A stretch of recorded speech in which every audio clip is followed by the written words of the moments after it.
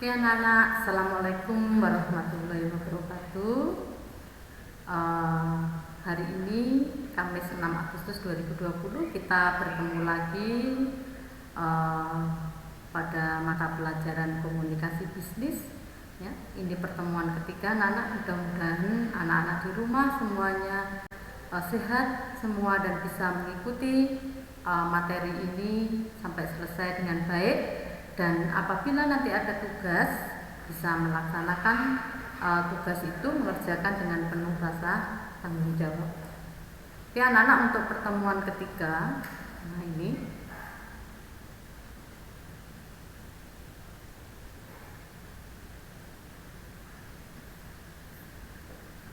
oke, kita melanjutkan KD 3.1 anak-anak, menerapkan komunikasi bisnis, di mana kemarin kita sudah disampaikan oleh Ibu Indah Nurhayati ya, mungkin anak-anak sudah mengikuti.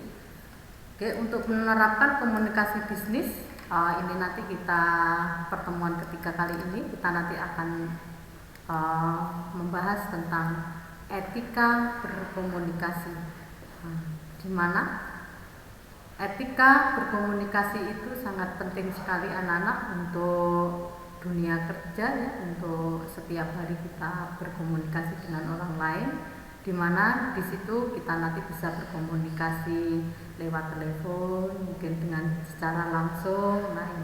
Nah di situ ada komunikan, ada komunikator yang menyampaikan. Nah, ini ada beberapa etika yang perlu kita pahami ya. Etika komunikan. Etika yang harus dimiliki komunikan dengan etika yang harus dimiliki komunikator sebenarnya sama ya. Etika komunikan lebih cenderung pada etika dalam menerima atau mendengarkan suatu pesan yang diterima dari komunikator. Untuk itu seorang komunikan harus beretika ya, sebagai berikut. Nah, mungkin dari sini perlu saya garis bawahi anak-anak bahwa etika itu adalah bagaimana kita nanti menyampaikan pesan kita dengan baik, tidak menyinggung perasaan yang menerima pesan. Nah, mungkin kita nanti akan belajar dari sini. Siap mendengarkan anak-anak, jadi kita apabila menerima pesan dari orang lain ya, mungkin lewat telepon dan yang lainnya, maka kita siap mendengarkan. Komunikan saat berkomunikasi harus siap menerima informasi yang disampaikan komunikator. Berpartisipasi. Komunikan harus berpartisipasi atau berperan aktif dalam berbicara. Misalkan dengan mengajukan pertanyaan, merespon, seperti ini ya. Terus pandai menangkap pembicaraan. Komunikan yang pandai menangkap pembicaraan akan kritis dengan keadaan. Demikian komunikator ya, juga akan sangat dihargai. Terus mencatat pembicaraan. Komunikator berupaya untuk mencatat hasil pembicaraan baik dalam kertas maupun mencatat hal-hal yang penting. Ini contoh etika komunikan. Hal-hal yang perlu diperhatikan agar pertanyaan komunikasi dapat diterima dengan baik, yaitu menghargai atau menghormati pembicaraan dengan mendengarkan informasi atau penjelasan dengan baik, memusatkan perhatian pada pusat masalah, pertanyaan tidak menyimpang dari pokok permasalahan, menghargai pendapat yang dikemukakan orang lain, pertanyaan jelas dan tidak berbelit-belit. Etika dan etikat yang baik dalam komunikasi. Ini anak-anak, kita pembelajarannya hari ini sangat penting sekali karena kita setiap hari tentunya berkomunikasi dengan orang lain ya, secara langsung maupun lewat media telepon. Nah, ini apabila nanti anak-anak bekerja di instansi, bekerja di perusahaan dan yang lainnya, pastinya etika dan etikat dalam berkomunikasi ini sangat penting sekali. Oke, beberapa yang perlu diperhatikan di sini adalah jujur tidak berbohong, sikap dewasa tidak kekanak-kanakan, lapang dada dalam berkomunikasi, menggunakan panggilan atau sebutan orang yang baik, menggunakan pesan bahasa yang efektif dan efisien, tidak emosi, berinisiatif sebagai pembuka dialog, berbahasa yang baik, ramah dan sopan, menggunakan pakaian yang pantas sesuai keadaan dan bertingkah laku yang baik. Etika-etika ya yang di sini yang lazim dilaksanakan dalam masyarakat Indonesia, anak. Jadi kita sudah masyarakat di Indonesia ini sudah tidak asing lagi bagaimana berkomunikasi setiap hari itu pasti dilaksanakan ya, baik dengan secara langsung maupun lewat telepon. Maka etika-etika yang selalu digunakan itu yang pertama adalah membuka pintu komunikasi. Berikut ini contoh membuka pintu komunikasi yang lazim dilakukan adalah lambaikan tangan, senyum yang tulus dan simpati, ucapan kata sapaan ya, mungkin hey, hello, selamat pagi, assalamualaikum dan yang lain-lain. Cobalah mengajak berjabat tangan. Mungkin dari poin ini anak-anak dengan kondisi yang seperti ini, mungkin kita masih dalam masa COVID-19, mungkin berjabat tangan ini bisa kita ganti dengan menelungkupkan kedua tangan kita ya. Ini adalah sebagai salam juga. Ini tanyakan keadaannya, apa kabar ya, sehat, mungkin ya, mintalah maaf dan permisi ya, seperti itu, dan ucapkan terima kasih. Itu adalah etika-etika yang lazim dilaksanakan di dalam masyarakat Indonesia. Oke, yang kedua adalah etika komunikasi tatap muka. Nah, ini tatap muka berarti secara langsung anak-anak ya. Beberapa hal yang perlu diperhatikan adalah waktu pembicara hendaklah kita tenang. Sekali-sekali boleh saja menegaskan pembicaraan. Janganlah kita bicara sesuatu yang ingin dilupakan orang lain. Janganlah mengucilkan orang lain. Ini ya kita tunda poin aja. Mungkin kalau di instansi atau yang lainnya ya kita berkaitan dengan pekerjaan kita saja ya, mungkin dengan pimpinan. Janganlah berbohong. Nah ini. Terus hendaklah kita berdiam dan memperhatikan ketika kita atau pimpinan dan atasan kita sedang berbicara. Waktu berbicara hendaklah kita mengambil jarak yang sesuai dengan orang yang kita ajak bicara. Suara hendaklah disesuaikan, jangan terlalu keras anak-anak. Kita biasa saja ya, mungkin dengan suara yang tidak terlalu keras.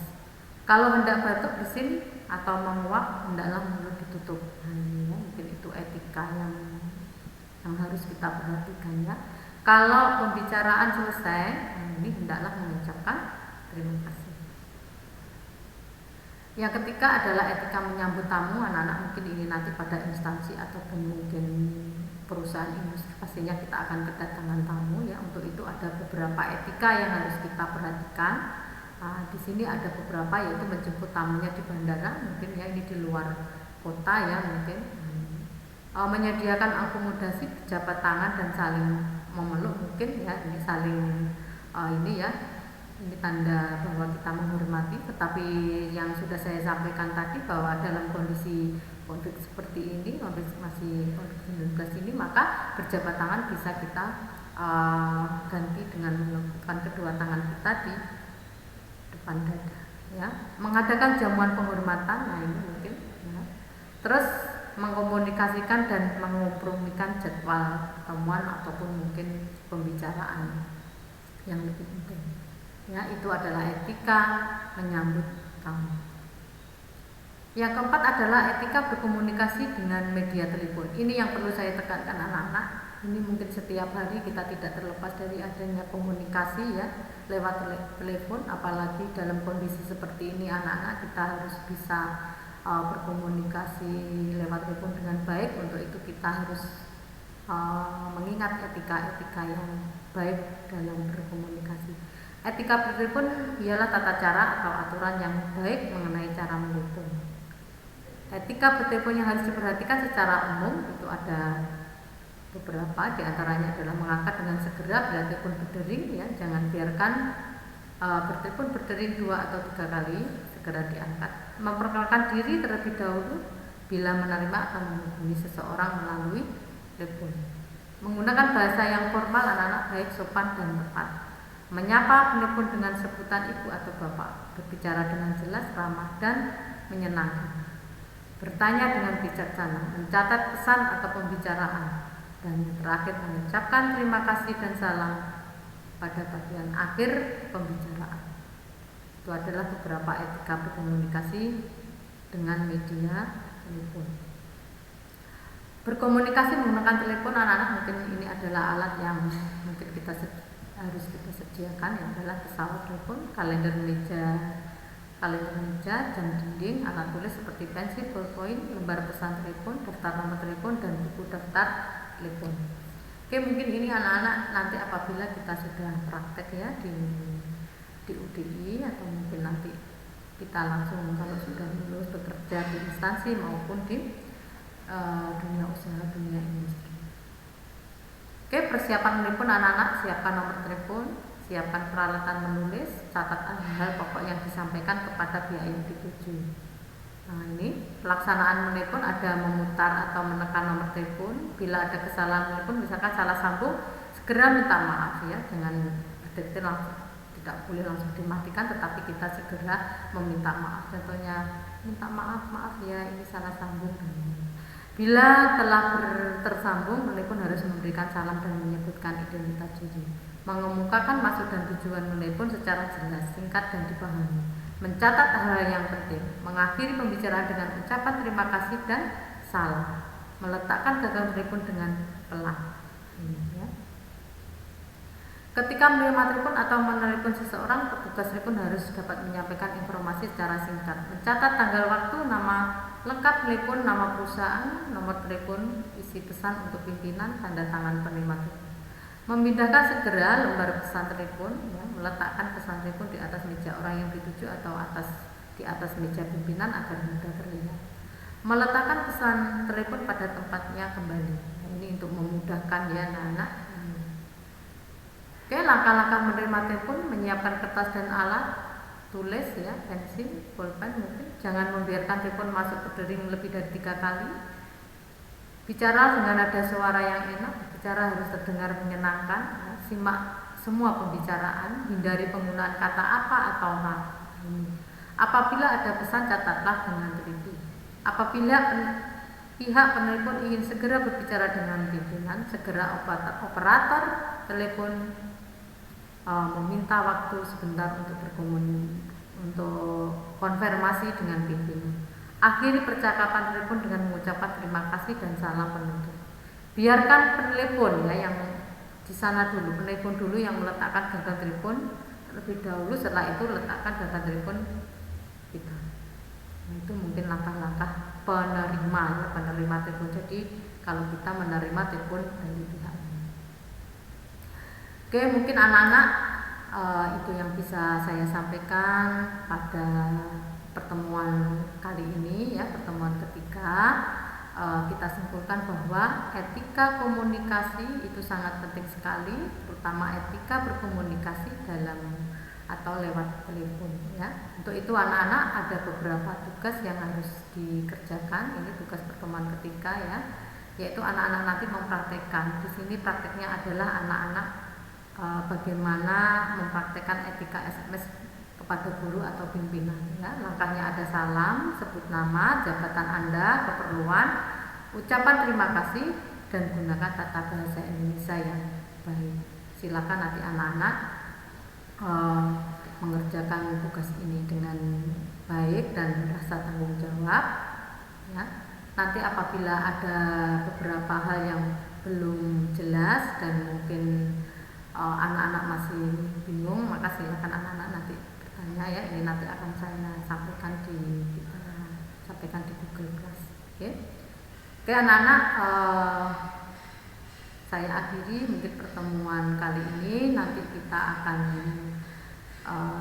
lanjutkan di pertemuan minggu berikutnya dengan materi berikutnya, dan anak-anak mudah-mudahan bisa menerima pembelajaran kali ini dengan baik dan dalam kondisi sehat selalu. Oke anak-anak, kurang dan lebihnya saya mohon maaf. Saya akhiri. Assalamualaikum warahmatullahi wabarakatuh.